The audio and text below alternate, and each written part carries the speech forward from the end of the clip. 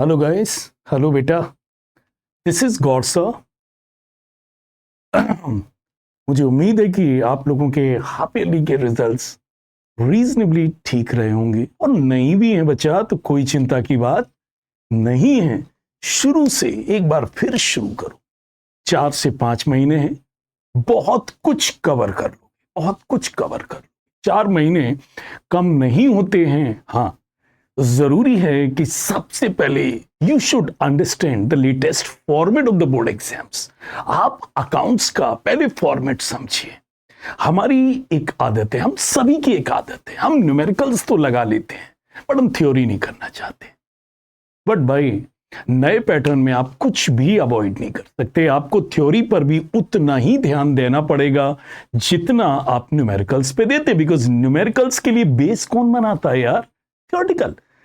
आप बहुत सारे न्यूमेरिकल्स कर लो लेकिन थ्योरेटिकल बेस नहीं है, कोई एक भी पॉइंट अनएड्रेस रहा तो आपका तो न्यूमेरिकल गया। और आज के युग में आप सर छोटी छोटी गलतियां बहुत नहीं कर सकते, चाहे वो बोर्ड एग्जाम्स हो, चाहे वो सीयूईटी का एग्जाम हो, आपके पास बहुत गलतियां करने की गुंजाइश नहीं है। तो आप जरूर पूरा टॉपिक करिए। 4 महीने बोर्ड एग्जाम तक कम नहीं है, बहुत हैं। आप एक बार मेरा साथ देखे तो देखिए, आप कंटिन्यूटी में काम करके देखिए और आप देखेंगे 4 महीने में क्या से क्या बदल जाता। ठीक है ना? तो सबसे पहले अपने को ध्यान किस चीज पर रखना है? थ्योरेटिकल एस्पेक्ट और अपने कॉन्सेप्चुअल एस्पेक्ट पर कवर करना है, पर बहुत काम करना है जो हम लोगों ने शायद नहीं किया।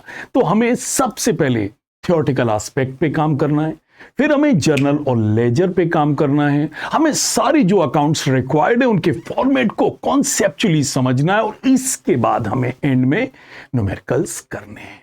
ठीक है सर? मुझे उम्मीद है कि आप मेरा साथ दोगे। और चलिए सर, एक शुरुआत करते हैं। टॉपिक है फंडामेंटल ऑफ पार्टनरशिप। टॉपिक है fundamental of partnership. Is it clear? Sir ji, board exam में 4 टॉपिक हैं जिन्हें यदि आपने संभाल लिया तो आपका बोर्ड समझ जाएगा। पहला है फंडामेंटल ऑफ पार्टनरशिप, दूसरा है एडमिशन ऑफ पार्टनरशिप, तीसरा है शेयर्स, और चौथा है कैश फ्लो। ये 4 मेजर टॉपिक्स हैं जिन्हें आपको थॉरली कवर करना है। अच्छा सर, गॉड सर, एडमिशन तैयार कर लिया तो आपका 90% रिटायरमेंट और डेथ तो तैयार ही है।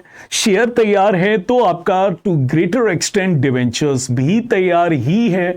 And apart from that, in 4 chapter का वेटेज एटलीस्ट आपको एक रीजनेबल प्लेस पर पहुंचा देता है। और इसके बाद हम लोग अगले लेवल पर जाने की कोशिश करते हैं। तो पहली लेवल है कि सर हमें एक रीजनेबल प्लेस तक पहुंचना है, और इसके लिए जरूरी है कि पहले आप थ्योरेटिकल एस्पेक्ट को समझिए। बिकॉज किसी भी एग्जाम्स में, या चाहे वो बोर्ड एग्जाम्स हो, चाहे वो सीयूईटी का एग्जाम हो, बहुत सारे क्वेश्चंस आजकल कॉन्सेप्चुअल आ रहे हैं, बहुत सारे क्वेश्चन थ्योरेटिकल आ रहे हैं। और आप तो देख ही रहे हैं कि हमारे क्लास 12th में, या तो हमारी जो बुक 1 है, आप देखेंगे it is governed by partnership act 1932, meaning thereby आप उसमें कुछ अपनी तरफ से नहीं कर सकते। जो लॉ में है वो है, आप उसमें तुक्केबाजी नहीं कर सकते। And the second book is governed by the companies act. और cash flow which is one of the chapter is governed by the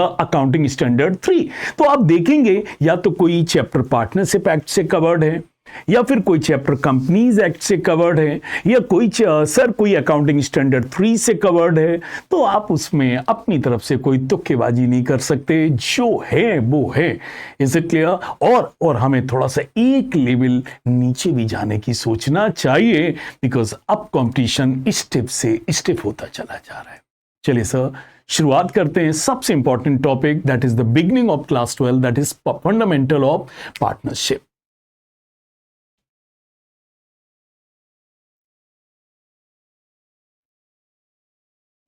वही शुरुआत हम लोग करेंगे। इज इट क्लियर कि भैया डेफिनेशन क्या है पार्टनरशिप की? देखिए, डेफिनेशन तो सभी ने पढ़ी, लेकिन उतनी गहराई से बहुत कम बच्चों ने पढ़ी जितना पढ़ना चाहिए। बहुत सारे बच्चे तो पार्टनरशिप की डेफिनेशन के ही क्वेश्चंस में गिर जाएंगे। जैसे, क्या है पार्टनरशिप? क्लास 12th में पढ़ा था, सिंप्लीफाई करके लिख रहा हूं। Partnership is the relationship between two और मोर पर्सन। पार्टनरशिप क्या है? इट इज अ रिलेशनशिप और टू और मोर पर्सन, मतलब कम से कम पार्टनरशिप बनाने के लिए दो लोग होने चाहिए, और दो से ज्यादा कितने हो सकते हैं आप सभी जानते हैं। पार्टनरशिप में maximum number of partners are 50।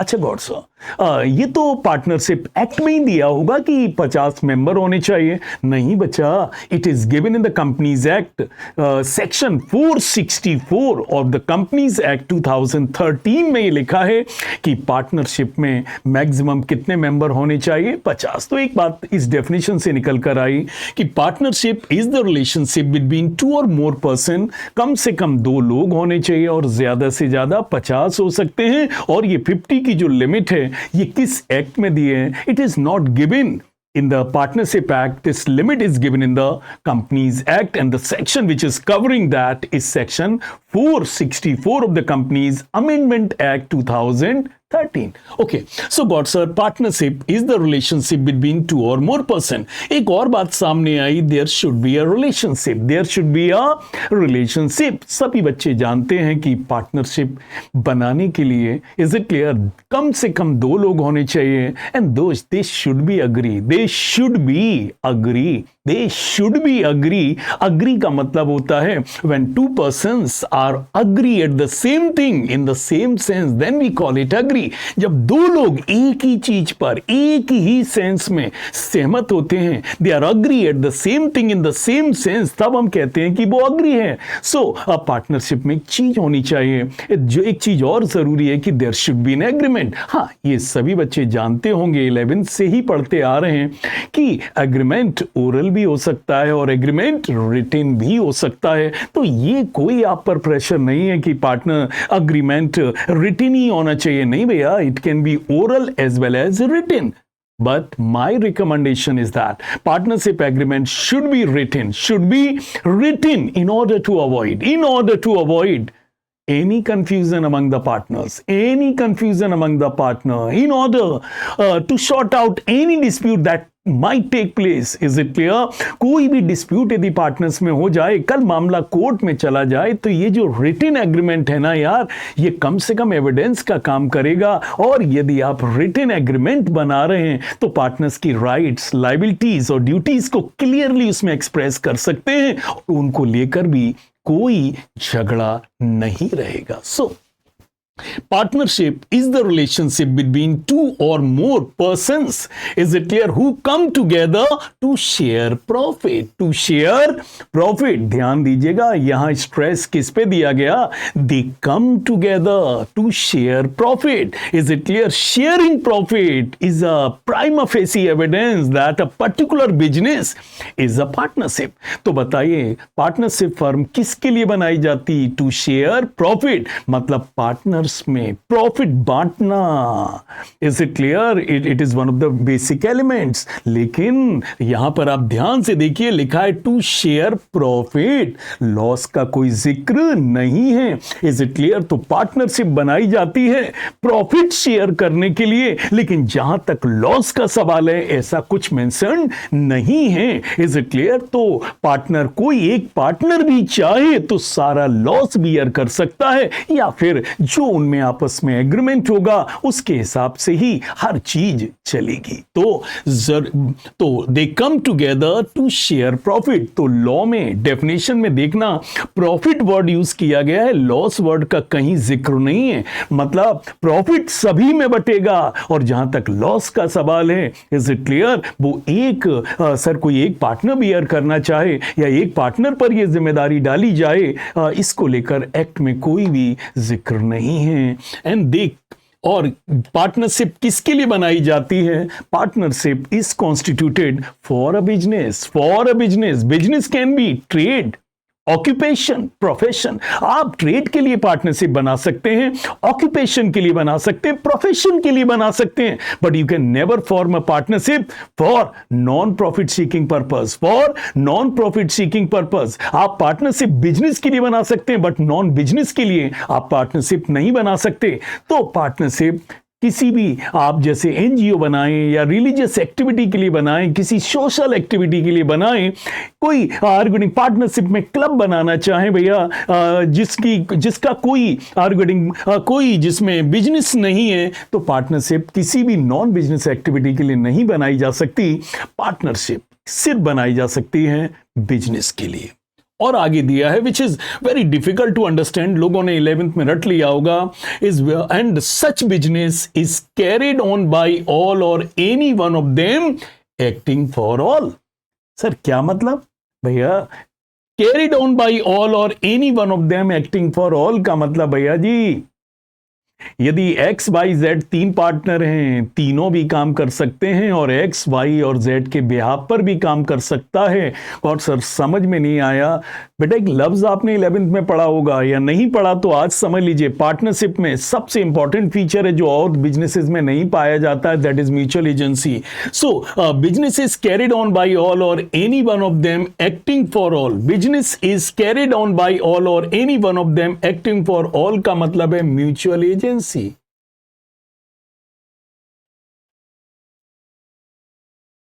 Mutual agency का मतलब है पार्टनर ही पार्टनर के प्रिंसिपल है और पार्टनर ही पार्टनर का एजेंट है। मतलब कोई एक पार्टनर बाकी पार्टनर को बाइंड कर सकता है एज एन एजेंट, और बाकी पार्टनर एक सिंगल पार्टनर के एक्ट के लिए बाउंड होंगे as a principal. For example, X अपने किसी भी एक्ट के लिए वाई और जेड को, माना एक्स वाई जेड 3 पार्टनर हैं, एक्स अपने किसी भी एक्ट के लिए वाई और जेड को क्या कर सकता है? Bound.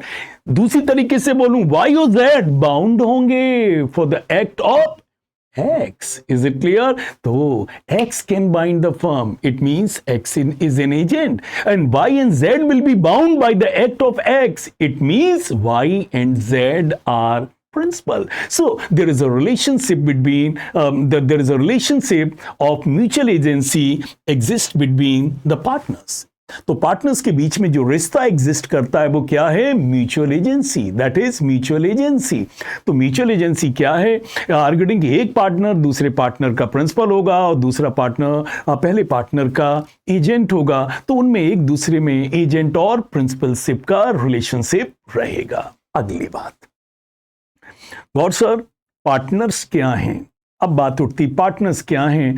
Those individuals, those person who come together to run a business, we call them partner. जो लोग साथ मिलकर एक बिजनेस के लिए साथ आते हैं, we call them partners. And collectively इन्हीं पार्टनर्स को हम फर्म कहते हैं। कलेक्टिवली इन्हीं पार्टनर्स को हम क्या कहते हैं? फर्म। Is it clear? क्या कहते हैं? फर्म। तो X Y Z, X Y Z एक साथ आए हैं बिजनेस करने के लिए। क्या करने के लिए? बिजनेस करने के लिए एक्स और वाई साथ आए हैं। एक्स वाई जेड को हम इंडिविजुअली इन पर्संस को क्या कहेंगे? पार्टनर्स। क्या कहेंगे? पार्टनर्स। और एक्स वाई जेड को कलेक्टिवली हम लोग क्या कहेंगे? फर्म। क्या कहेंगे? फर्म। क्या कहेंगे? फर्म। Is it clear? क्या कहेंगे? फर्म। और जिस बैनर के अंदर ये लोग काम करते हैं, जिस बैनर के अंदर ये लोग काम करते हैं, ये फर्म का क्या होगा? नेम होगा। क्या होगा? नेम होगा। Is it clear? तो एक्स वाई जेड तीनों ने मिलकर बिजनेस शुरू किया। What do we call it? What do we so X Y Z को हम लोग क्या बोलेंगे? पार्टनर्स। कलेक्टिवली इन तीनों को क्या बोलेंगे? फर्म। क्या बोलेंगे? फर्म। और किसी बैनर या किसी नाम के अंदर जो ये काम करेंगे, इन्हें क्या बोलेंगे? Partnership firm. क्या बोलेंगे? Partnership firm. क्लियर? तो क्वेश्चन बनते हैं, नंबर 1, इस डेफिनेशन से क्या क्या बातें बनी?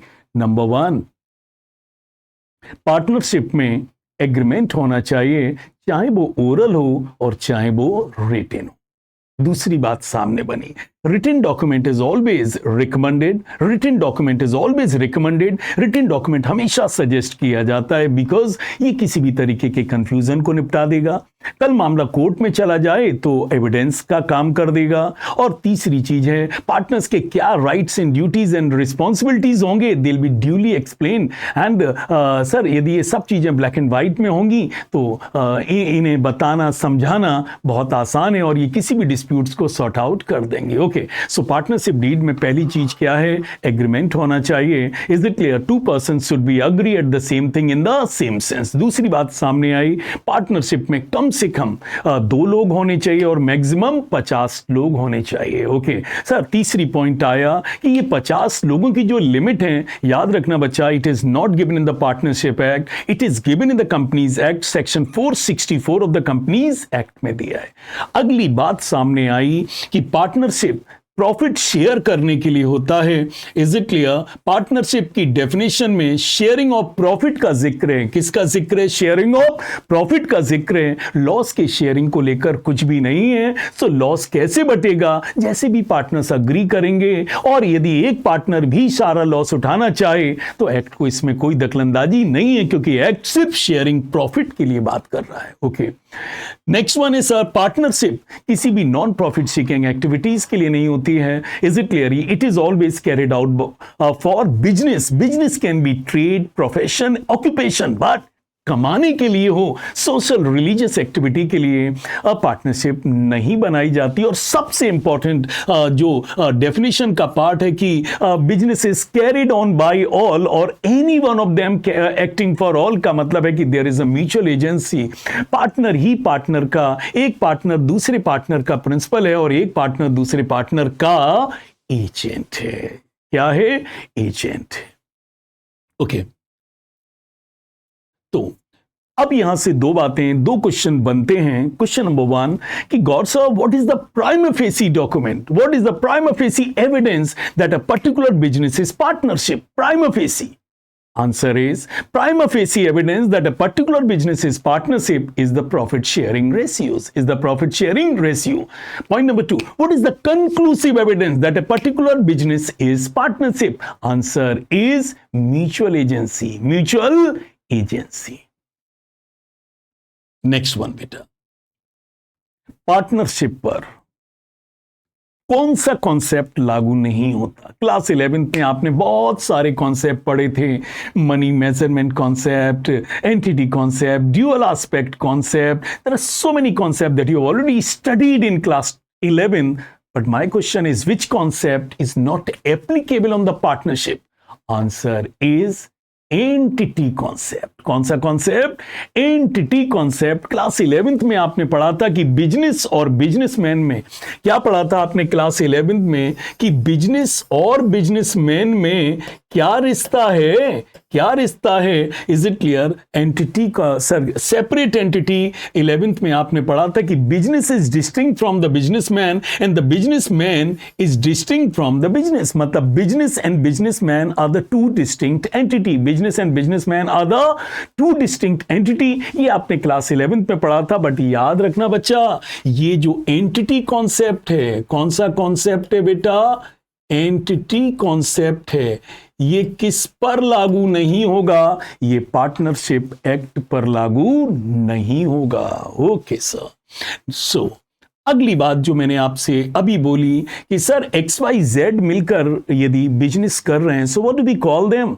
What do we call them? We call them partner. अच्छा sir, collectively we call them firm. Collectively we call them firm.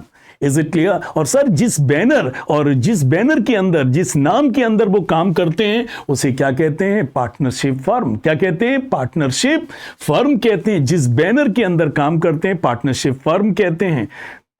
एक बात याद रखना, फर्म का नेम एक सिंबॉलिक रिप्रेजेंटेशन है, उसका कोई लीगल एग्जिस्टेंस नहीं है. Firm name is a symbolic representation, उसका कोई लीगल एग्जिस्टेंस नहीं है. क्यों? क्योंकि यहां पर एंटिटी कॉन्सेप्ट लागू नहीं होता, तो यहां पर फर्म का कोई लीगल एग्जिस्टेंस नहीं है. जो भी हैं, पार्टनर ही पार्टनर के प्रिंसिपल हैं और पार्टनर ही पार्टनर के एजेंट हैं. जो भी रिश्ता है वो पार्टनर का पार्टनर में. ओके. और सर आपने पार्टनर बता दिए. सर पार्टनर्स होते किस किस टाइप के हैं? सर पार्टनर्स होते किस किस टाइप के हैं? बेटा एक पार्टनर, आपने पहला partner, type of the partner में पहला पार्टनर है एक्टिव पार्टनर. कौन सा पार्टनर बेटा? Active partner. कौन होते हैं बेटा ये एक्टिव पार्टनर? वो लोग जो बिजनेस में पैसा भी लगाते हैं, मेहनत भी करते हैं, बिजनेस में एक्टिवली पार्टिसिपेट करते हैं और हर चीज की जिम्मेदारी उठाते हैं। What do we call them? Active partner. What do we call them? Active partners. Those partner who are actively participate in the conduct of the business, we call them active partner. We call them active partner. Second one is sleeping partner. Sleeping partner. It is also called dormant partner. It is called dormant partner.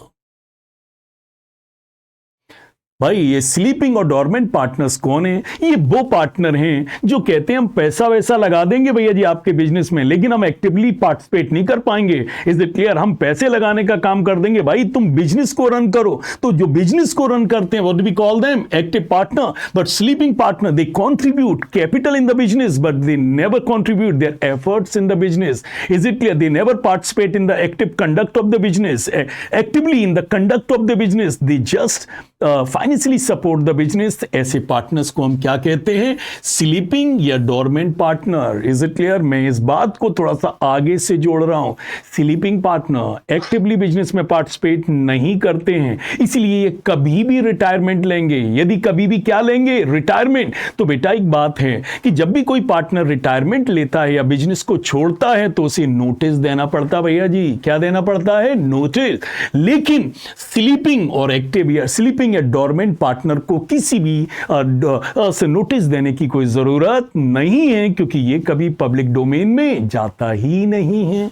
Okay sir, और भी कोई type है? जी बेटा, तीसरा है nominal partners.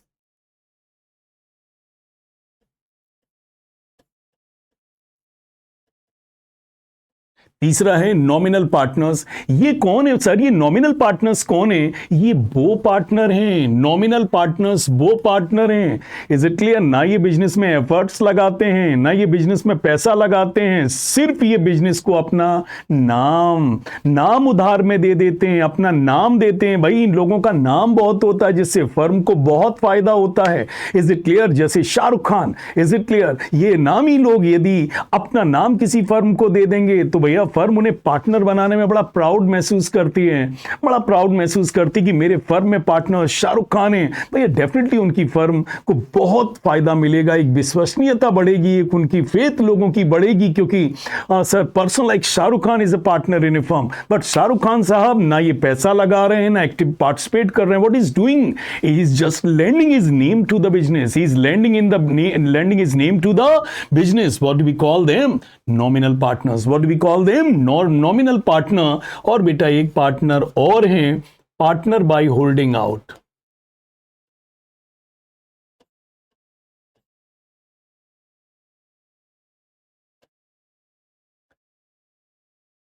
और estoppel, partner by estoppel.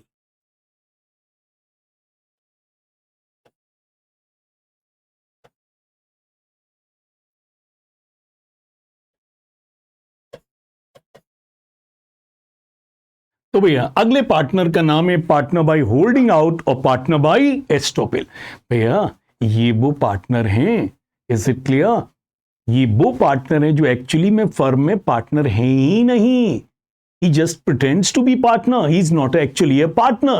He somebody who pretends to be partner, whereas he is not actually a partner. कोई भी आदमी जो एक्चुअल फर्म में पार्टनर है ही नहीं है, but he pretends to be a partner. और भैया एक्स और वाई पार्टनर थे, एक थर्ड पर्सन जेड यूं ही बैठा हुआ था फर्म में। एक्स और वाई पार्टनर थे, जेड यूं ही फर्म में बैठा हुआ था। एक आउटसाइडर आया, एक बैंक आया, जिसने इसे पूछा कि क्या ये जेड भी पार्टनर है? एक्स और वाई ने कहा जेड भी पार्टनर है। बताओ भैया, जेड को ये बात एक्सेप्ट करनी चाहिए थी कि डिनाई कर देनी चाहिए थी? डिनाई कर देनी चाहिए थी, बट उसने ये डिनाई नहीं किया।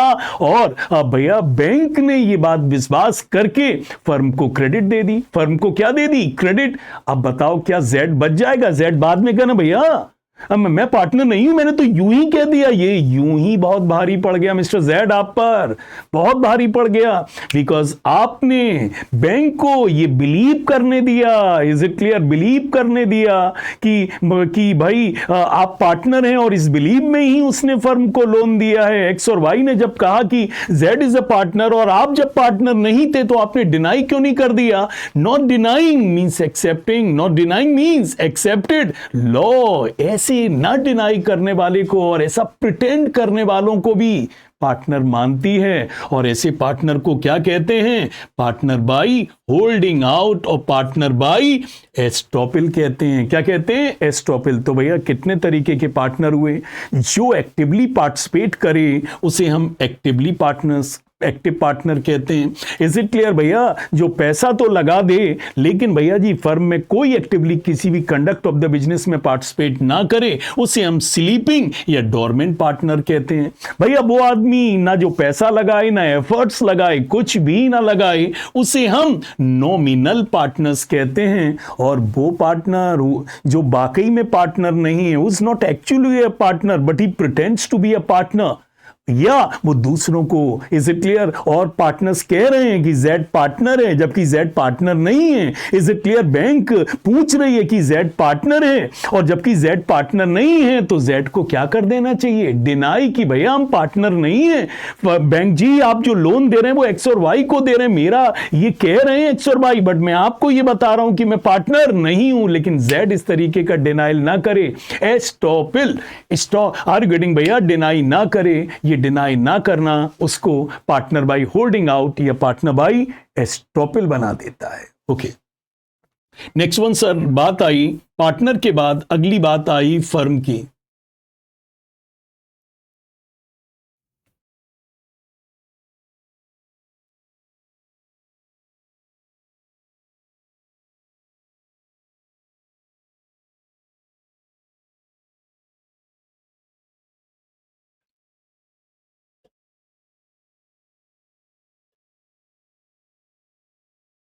सर फर्म तो एक ही टाइप की होती होगी?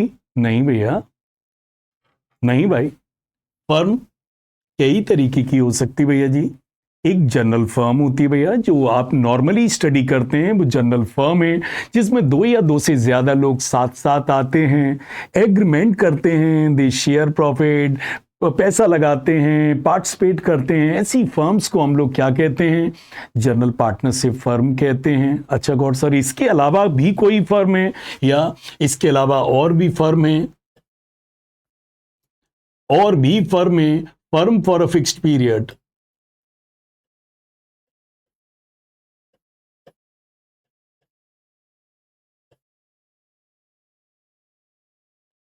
भैया आप चाहें, पार्टनर्स यदि चाहें तो फर्म एक फिक्स्ड पीरियड के लिए बना सकते हैं। फर्म किस पीरियड के लिए बना सकते हैं? फिक्स्ड पीरियड के लिए भी बना सकते हैं। Is it clear? Fix period के बाद ये फर्म ऑटोमेटिकली क्या हो जाएगी? डिसॉल्व हो जाएगी। क्या हो जाएगी? डिसॉल्व हो जाएगी। तो सर कुछ लोग पार्टनरशिप फर्म बनाते हैं जो एक लिमिटेड टेन्योर के लिए होती है, और जैसे ही टेन्योर खत्म होता है फर्म अपने आप खत्म हो जाती है। एक और टाइप की फर्म हो सकती है firm for a particular purpose.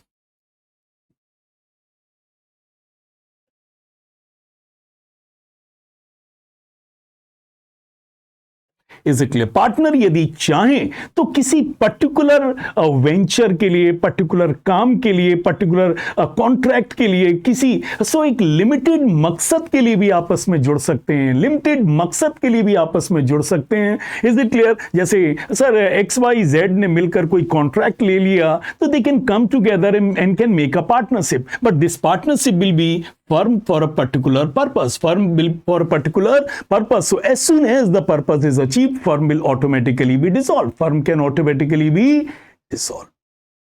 बोलो बेटा, तो फर्म कितने टाइप की हो सकती है बेटा? एक तो जनरल पार्टनरशिप फर्म है, और बेटा क्या है? Firm can be for a fixed period हो सकती है बेटा। फिक्स्ड पीरियड के बाद ऑटोमेटिकली फर्म क्या हो जाएगी? डिसॉल्व हो जाएगी। Firm can be for a particular purpose. Firm can be for a particular purpose. Is it clear? एक पर्टिकुलर पर्पस के लिए भी फर्म बनाई जा सकती है, and as soon as the purpose is achieved, a firm will automatically get dissolve. Is it clear? एक और टाइप की पार्टनरशिप हो सकती है पार्टनरशिप एट विल।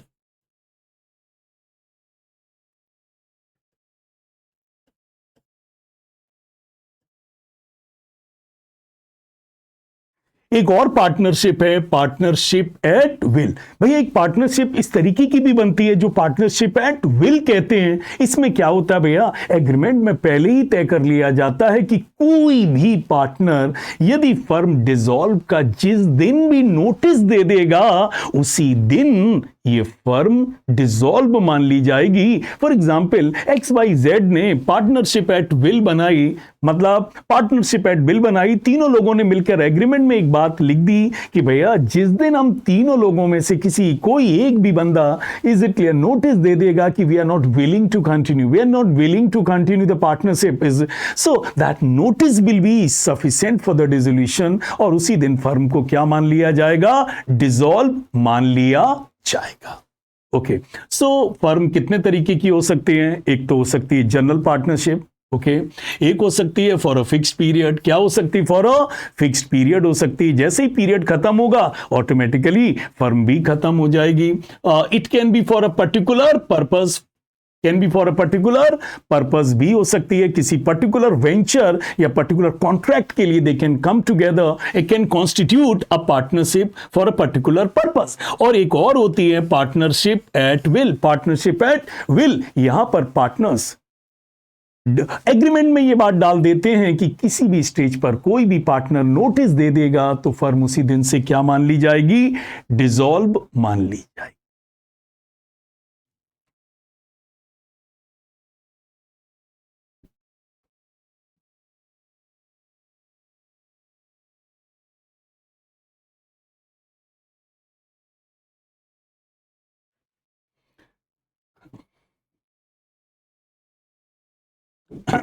और सर थोड़ा माइनर के बारे में बताइए, माइनर का क्या स्टेटस होगा, minors status, minus status. Sir minor का स्टेटस क्या होगा, please do remember, minor can be a beneficiary in the firm, he'll never be partner for losses। एक माइनर को आप फर्म में क्या बना सकते हैं, बेनिफिशियरी, इज इट क्लियर, लेकिन एक फर्म में आप उसे क्या नहीं बना सकते, क्या नहीं बना सकते, आप उसे पार्टनर फॉर लॉसेस नहीं बना सकते। और एक बात और याद रखना, यदि आपने किसी माइनर को पार्टनर बना लिया और फर्म यदि डिसॉल्व हो रही है, क्या हो रही है, डिसॉल्व हो रही है भैया, तो पहले किसको सी ऑफ करना पड़ेगा भैया, यदि फर्म डिसॉल्व हो रही है और लग रहा है कि फर्म इंसॉल्वेंसी में भी जा रही है तो पहले किसे सी ऑफ करना पड़ेगा, पहले माइनर को सी ऑफ करना पड़ेगा, देन बाद में डिसोल्यूशन और इंसॉल्वेंसी का प्रोसेस शुरू होगा। तो याद रखना, minor can B A beneficiary but he can never be partner for losses, he can never be partner for losses.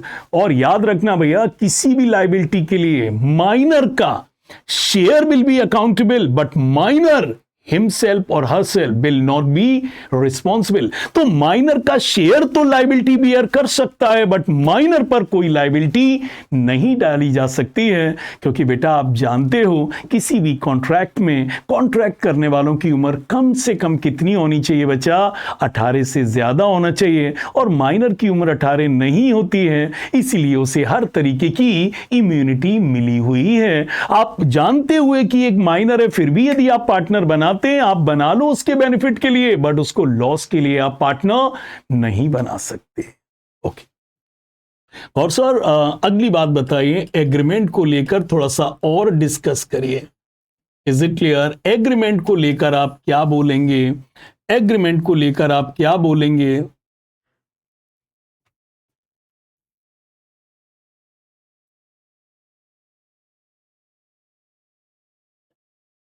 Agreement, बेटा मैंने पहली बार में कहा कि पार्टनरशिप में एग्रीमेंट होता है बेटा, it can be oral as well as it can be written. भैया आप चाहो तो आप उसे ओरल बना लो और चाहो तो भैया आप उसे क्या बना लो, इज इट क्लियर, आप उसे ओरल बना लो, चाहे भैया आप उसे क्या कर लो, रिटन बना लो भैया जी। इज इट क्लियर, मैंने आपको अभी भी रिकमेंड किया है कि व्हाट आइल